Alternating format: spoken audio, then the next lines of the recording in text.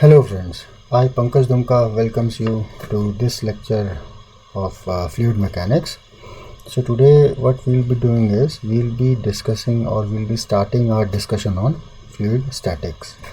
So fluid statics means what I mean by fluid statics is that the fluid at rest. So when we talk of fluid at rest and want to analyze the condition of fluid in that particular state, then the thing which you should be very much familiar with is the types of forces which are acting on the fluid when it is at rest. Basically, all the types of forces which are acting on any fluid, whether it is moving or at rest, in that particular state they can be classified as the body forces and the surface forces. So when we talk of force, so we have two things. First one is body force and the second one is the surface force. Now the body force is basically the external force which is acted on the fluid, and this force acts on the totality of the fluid. That means at each and every fluid molecules this particular force will be acting. But the thing is, in terms of fluid mechanics, we do not talk much of body force because the explanation of this body force comes from the physics of that particular body force. And the example of is, let us say, your gravity, this magnetic force field, and so on. So the thing is, the body force will always be there and we have to consider it, but the cause of that body force or the physics behind or the explanation is not the part of fluid mechanics. Now comes the surface force. So whenever we talk of surface force, we are always talking of the forces which are acting on the surface of the fluid element. So this has to be this you should understand very clearly, that surface forces are the forces which are acting on the surface of fluid when it is taken out from the bulk. So consider that you have this fluid, and from this fluid you are taking an element out to analyze the situation. So this is the fluid element which you have taken out. Previously this fluid element was in the bulk, resting there very smoothly, no problem at all, but now you have taken it out for the sake of analysis. So to maintain this element in the same state which was there previously, it was surrounded by all the molecules were pressing it, so the state has to be represented here. So all the forces which were acting there, they have to be present here.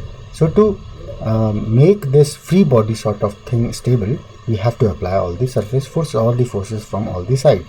So these are nothing but the forces which the fluid molecules in the bulk are exerting on this particular element. And remember, these surface forces can be either tensile, or these can be compressive, these can be shear. But remember, whenever the fluid is in static condition, the surface forces are always compressive and normal to the surface.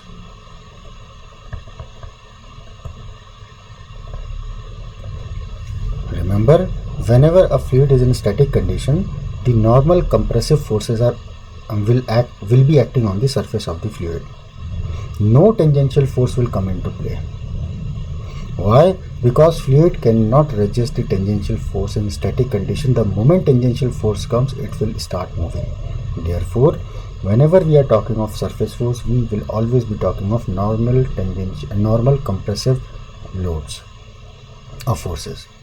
Now, to understand how this particular element is behaving, you have to consider this particular, let us say I am considering this point only and I want to analyze the situation, what is happening there, what is the state of forces which is acting at this point. So what I'll do is I'll assume a tetrahedral fluid element at this particular point if I zoom, so I can assume a tetrahedral element, but the thing is, though that tetrahedral element is very small, but the continuum hypothesis is valid. Okay, so I'll assume what? I'll draw a small tetrahedral element here at this point, but I'll exaggerate the situation for your understanding. So the tetrahedral fluid element, which I am assuming at that particular point, remember, the faces of that tetrahedral element are coinciding with the planes of this Cartesian geometry. So this is that element. Okay, so this is, let us say, O, this is A, this is B, and this is C. So this is the tetrahedral fluid element. Now if you look very clearly, this element, the faces of these elements are coinciding with the planes. So how to define a plane? Remember, any area is always represented by this unit normal vector. So if this is area A having magnitude A, so the area vector will be unit normal, this is the unit normal, times the magnitude. So that is how we represent the area. That means a area or a plane is known by the unit normal, the vector which is normal to that particular surface. So here also the x plane will be, or x face will be the face which is normal to x axis, that is OBC. The y face will be the face which is normal to y axis, that is OAC, and the z plane or the z face will be the face which is normal to z axis, that is OAB. And there is a bounding plane ABC which is bounding this particular surface, so that it is becoming a tetrahedral element. Now let us say in the x direction the force acting is sigma x. This is the stress, compressive stress acting in the x direction, and the force will be sigma x times area AX. What is AX? AX is the area of the plane. So AX is what? It is OCB. Now the force acting on the y direction will be sigma y times the area, that is AY, which is nothing but area of OAC, and sigma z will be the force, sigma z AZ will be the force acting in the z direction, and this is the area OAB. So AZ is OAB.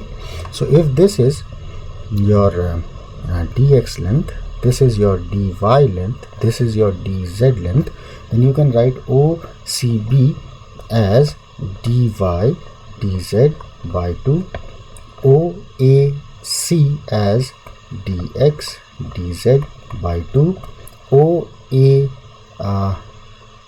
as dx dy by 2. Okay, now is this all? No, there will be one more normal compressive stress which is coming on the face ABC. So let us say A is the area of face A, B and C, and the force which is normal to this area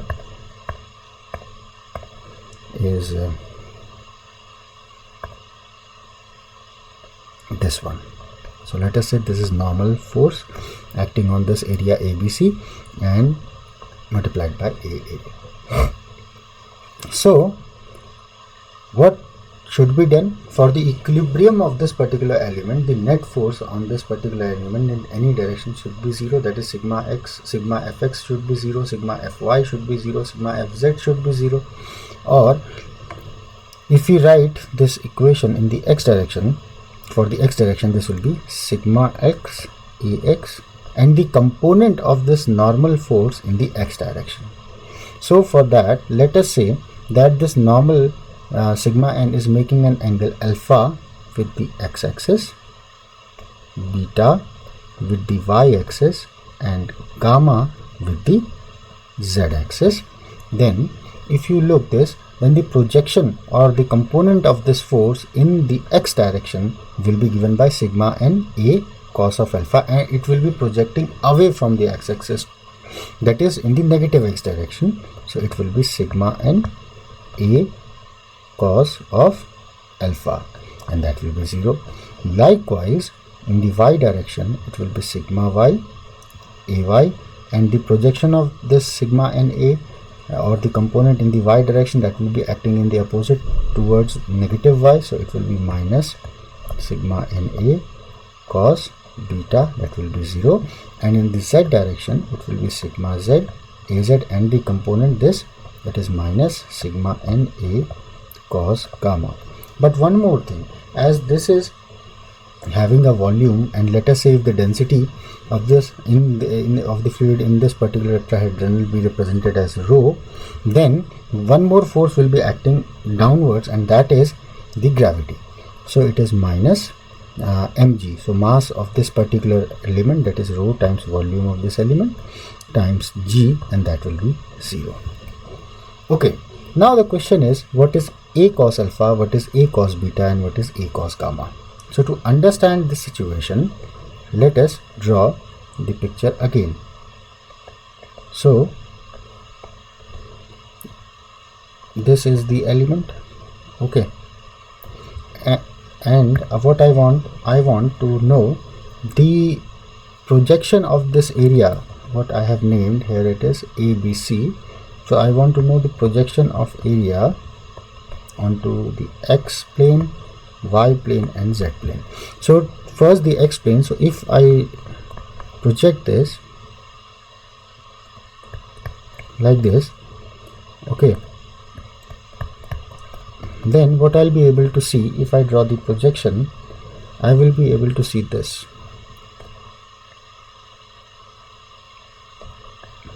And this is nothing but, and this is nothing but this OBC. So this is having the same area. So the projection of this in the x direction, it is direction cosine, which is what we call, is nothing but AX. So this AX is nothing but A cos alpha. Likewise, AY, if we do for y and z direction, which is left as an exercise for you to understand, this AY will be A cos of beta, and this AZ will be A cos gamma. So if we do that and come back in this equation, then we will be getting sigma x AX minus sigma n AX will be 0, and from here it is sigma y AY minus sigma n AY, that will be 0, and from here you will be getting sigma z AZ minus sigma n AZ minus rho g dV, and that is 0. Now from these two equations you can write that sigma x is equal to sigma y is equal to sigma n, and if at the same time you can see from where this element was brought down, so if you look this, then you can appreciate the fact that this element was taken from this point only. That means this is a very small infinitesimal fluid element. So that means this is the case when volume is tending to 0. So this can be neglected in comparison to the order of magnitude of this value. Therefore from here you will be able to write that sigma z is equal to sigma n. Hence what we can write is that sigma x is equal to sigma y is equal to sigma z is equal to sigma n, and this is one of the most important conclusion which we can draw. So what have you understood, what this particular equation is telling you? Okay, I'm sorry, this has been shifted a bit. So the question is, what this particular equation, that is sigma x is equal to sigma y is equal to sigma z, is telling you? This is telling you that when a fluid element is going to be infinitely small, when this is tending to 0, not 0, matlab it is tending to a very small value, then stresses from all possible directions will be pointing to the same point, same point from all possible directions. The stresses will be pointing, and these stresses will be having the same magnitude. That's why they all are equal. Therefore we can conclude that the stresses in a static extent of a fluid at any location, it will be, these stresses will be directed toward that particular location from all the possible directions. And the important thing is they all will be having the same magnitude. Now, the magnitude of these stresses, these compressive stresses at any location, is what we call as pressure. This pressure is nothing but thermodynamic, or sometimes called as hydrostatic pressure. So this is thermodynamic or hydrostatic pressure, and we introduce a negative sign because these are compressive stresses at any point. So this pressure, the hydrostatic pressure or thermodynamic pressure, which you normally call as pressure, is nothing but the magnitude of normal compressive stresses at any particular point. And as this is just the magnitude, as the pressure is just the magnitude, this is a scalar quantity. Okay, and this is what we call as Pascal's law. This is the Pascal's law, that at any particular location of fluid, the stresses from all possible direction, they will be pointing toward that point, and the magnitude of all these stresses will be the same, and that is pressure. So this is Pascal's law. So what you have seen is, you have seen that in this static expanse of fluid, at this location you are having some pressure.